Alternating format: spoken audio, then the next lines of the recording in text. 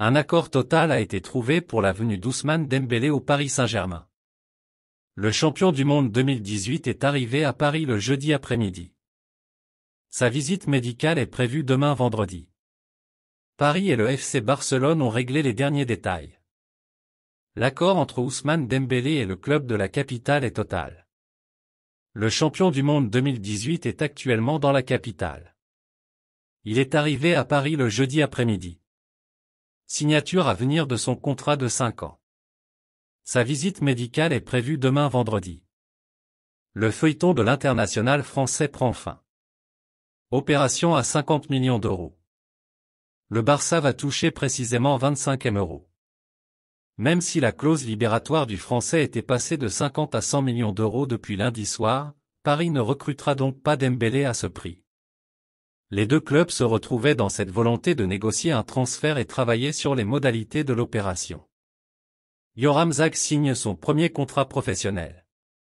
Le Paris Saint-Germain est heureux d'annoncer la signature du premier contrat professionnel de Yoram Zag, qui prendra effet au 1er juillet 2024. Le défenseur est désormais lié au club de la capitale jusqu'au 30 juin 2027. Le club félicite Yoram pour la signature de son premier contrat professionnel et lui souhaite beaucoup de réussite avec le Paris Saint-Germain. Le PSG fonce sur Gonzalo Ramos. Mais le club de la capitale étudie une option particulière pour le recruter. Le dossier Gonzalo Ramos est en excellente voie. Hier, nous vous avons dévoilé que tout était bouclé entre Paris et le joueur de 22 ans, qui signera jusqu'en juin 2028.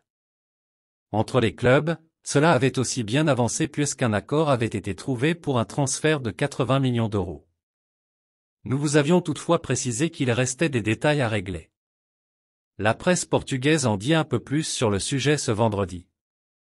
En effet, O Jogo et Abola expliquent que le PSG explore la possibilité que Gonzalo Ramos arrive sous la forme d'un prêt payant avec une option d'achat obligatoire. Cela serait une façon de contourner le fair-play financier de la part du PSG, qui a déjà dépensé 160 millions d'euros sans compter les 50 millions d'euros à venir pour Ousmane Dembélé. La presse lusitanienne précise que le départ de Gonzalo Ramos, futur numéro 9 du PSG, sera définitivement bouclé dans les prochaines heures.